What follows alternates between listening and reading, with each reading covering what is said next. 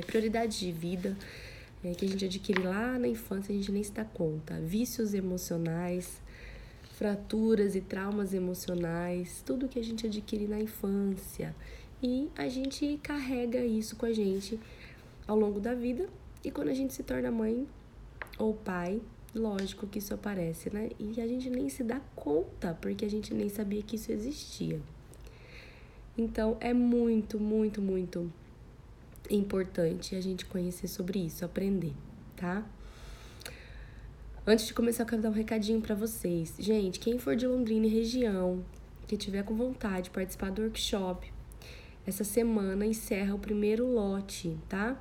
É a última semana do valor promocional de primeiro lote. Na sexta-feira encerra o primeiro lote e aí abre o segundo lote. Então, se você tiver vontade de participar do workshop Conexão Parental, vai ter dinâmica. Quem participou pode aí dizer se foi bom, se não foi. Vocês participam de dinâmica, tem atividades, interações. Então, vocês vivenciam aquilo que vocês aprendem, tá? É muito bom. Se vocês não puderem ir por conta de data, indiquem pessoas, indiquem para suas amigas, seus familiares. É muito importante fazer esse dia agora, do dia 17 agora, porque em setembro eu tô querendo lançar continuidade.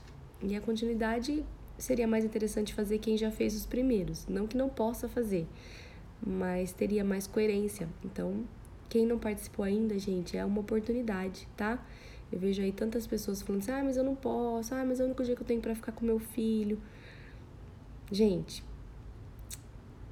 o que seria melhor? Estudar e passar o resto da vida com os filhos de um jeito que vai encorajá-los nos desafios do dia a dia? Ou continuar do mesmo jeito, estando com seu filho, não podendo muitas vezes ser luz na vida dele? Então, às vezes, vale a pena aí perder uma tarde, que no meu caso, pra mim, não é perder, pra mim é evoluir, uma tarde de sábado para passar momentos ainda melhores com as nossas crianças, combinado? Então, fica aqui o meu convite para você que ainda não participou e o meu pedido para quem puder indicar e passar para outras pessoas fazerem, tá? Dia 17 de agosto, workshop Conexão Parental, e o primeiro lote encerra as vendas na sexta-feira, combinado? Sem mais delongas, vamos lá para o que interessa. Nós estamos lendo o livro aqui, Disciplina Positiva, da Jane Nelson. E ontem a gente falou na live sobre vícios emocionais, né? Sobre como a gente se comporta diante dos filhos por aquilo que a gente adquiriu na infância. Porque muitas vezes a gente não consegue mudar isso.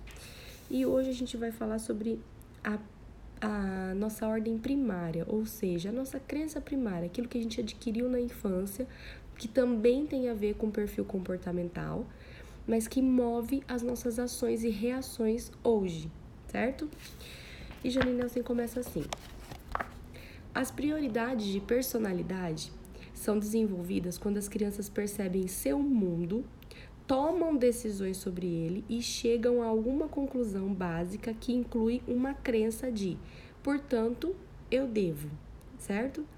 Os exemplos a seguir ilustram as diferentes decisões que as crianças podem tomar com base nas mesmas circunstâncias. Então, ela está dizendo aqui que eles definem isso como prioridades de personalidade, mas nada mais é do que vícios emocionais, crenças positivas ou negativas que a gente adquire na infância quando a gente entende o mundo em que a gente está vivendo e a gente começa a tomar decisões sobre ele, né? E ela diz aqui que as decisões podem ser generalizadas como, portanto, eu devo.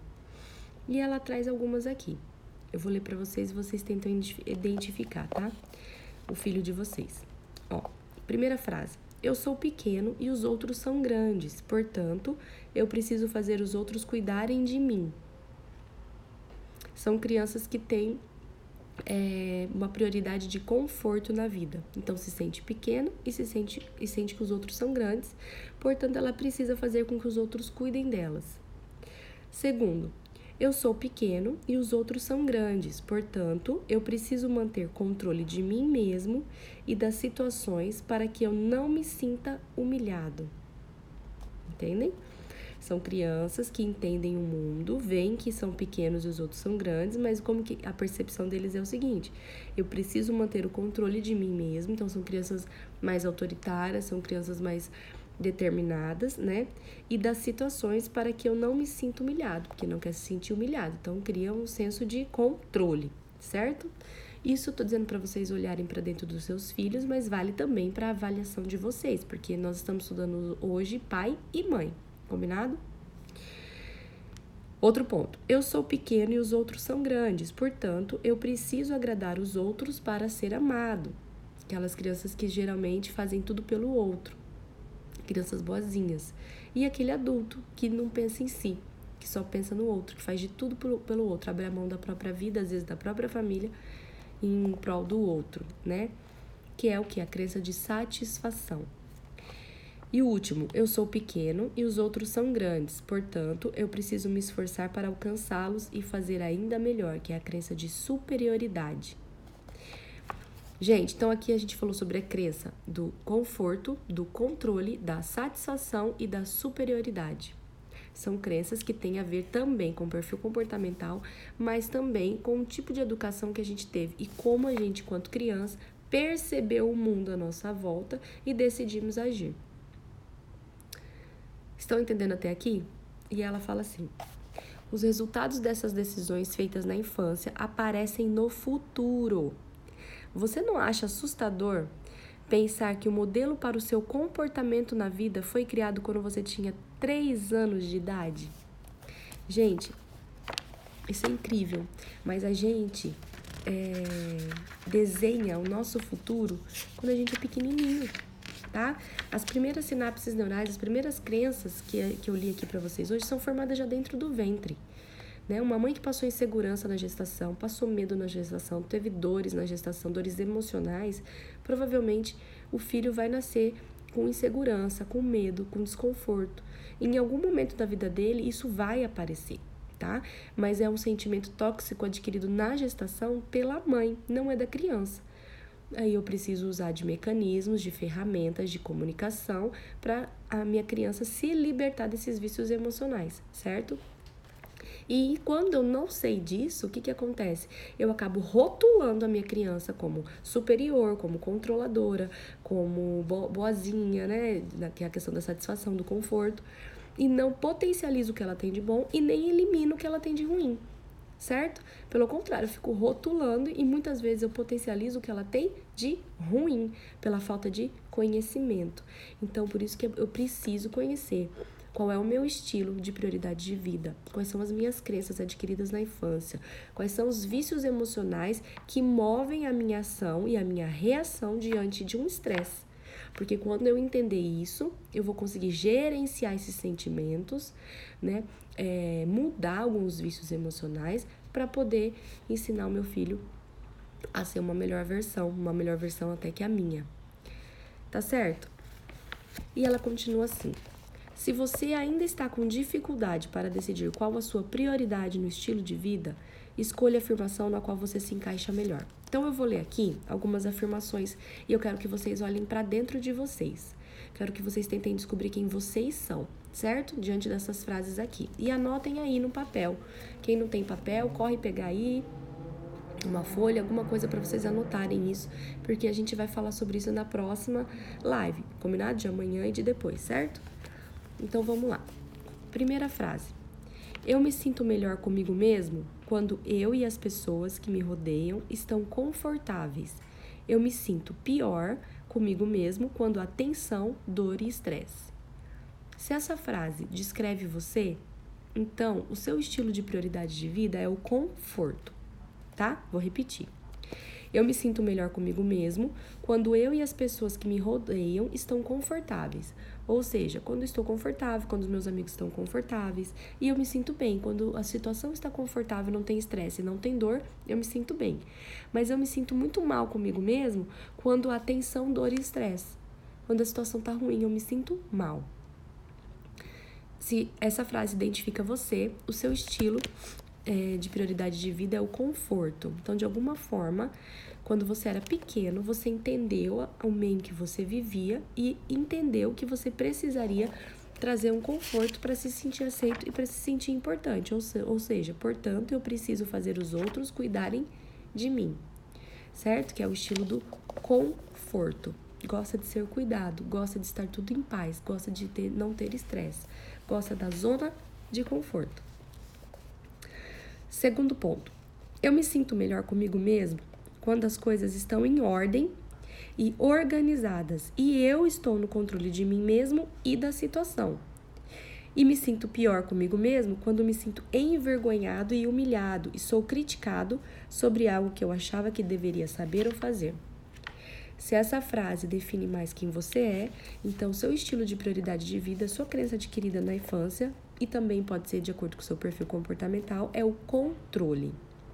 Vou ler novamente.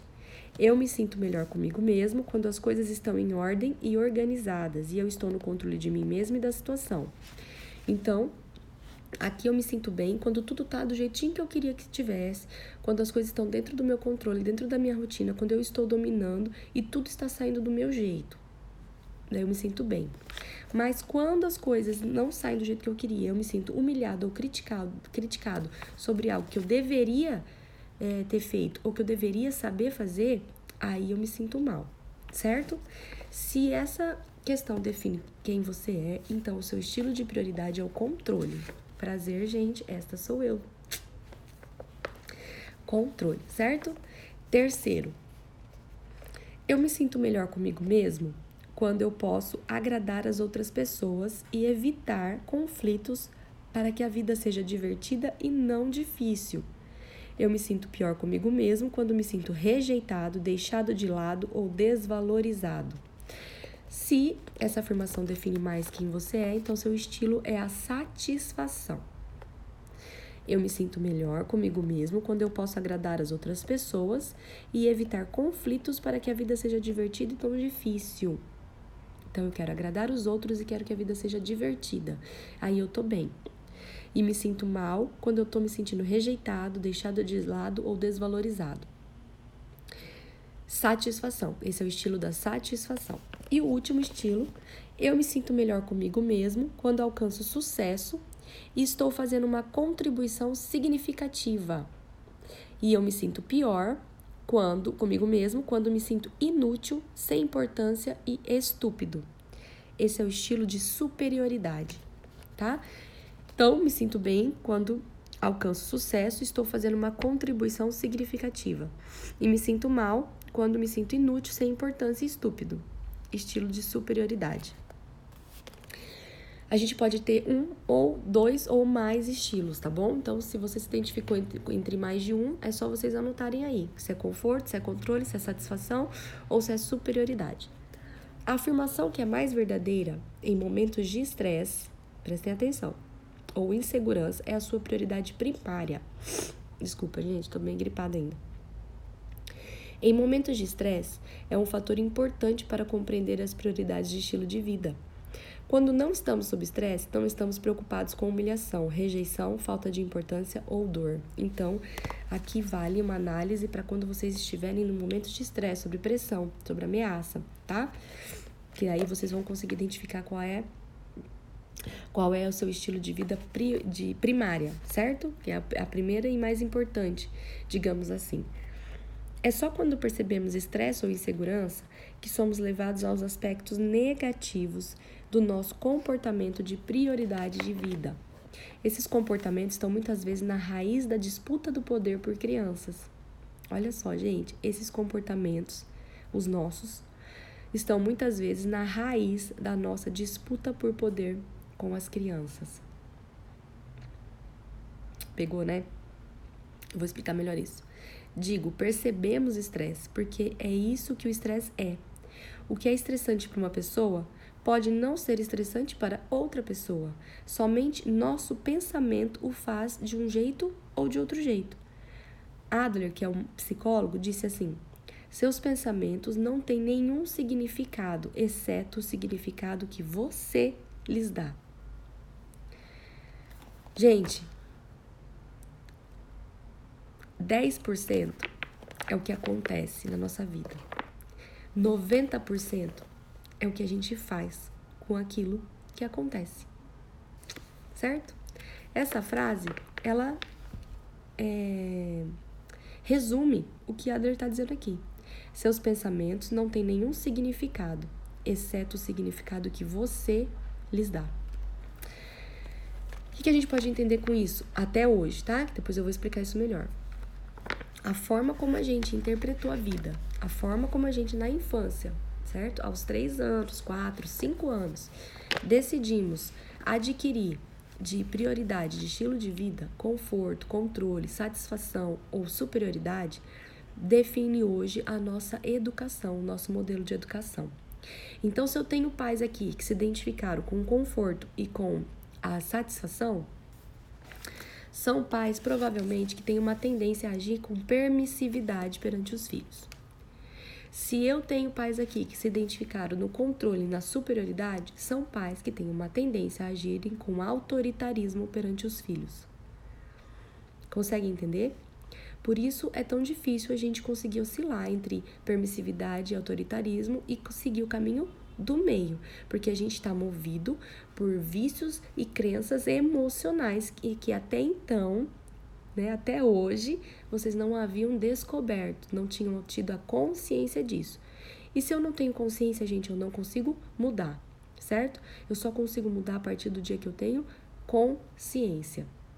E é isso que eu tô ensinando aqui pra vocês hoje, buscarem consciência de vocês mesmos, da criança interna de vocês, tá?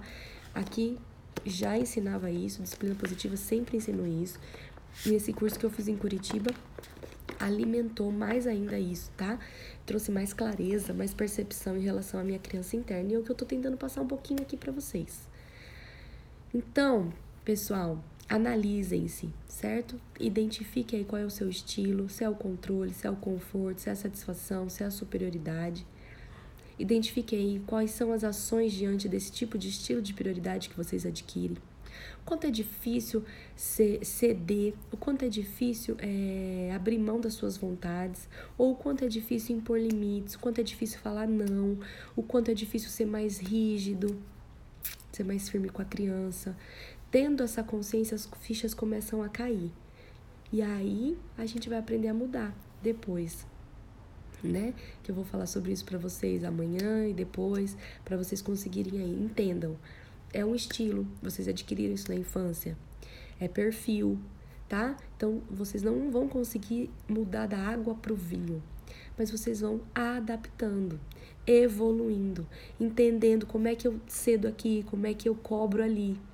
Porque eu me conheço, então eu entendo agora o que é que eu preciso flexibilizar, onde é que eu preciso melhorar, certo? Se eu não sei disso, gente, eu vou só seguindo no fluxo, no piloto automático da minha vida e da minha educação. E eu vou fazendo o quê? Depositando os meus vícios emocionais na minha criança. Porque se eu tenho um vício, eu preciso nutrir esse vício. E a minha educação, o jeito como eu lido com a minha criança vai nutrir isso, certo? Se eu tenho um vício de autoritarismo, de grito, de obediência cega, eu vou cobrar isso da minha criança. Porque o meu cérebro, o meu organismo está precisando da química que aquilo produz. Então eu vou gritar mais vezes, eu vou brigar mais vezes, eu vou dizer mais vezes, eu sou impaciente, eu não tenho paciência, eu não consigo.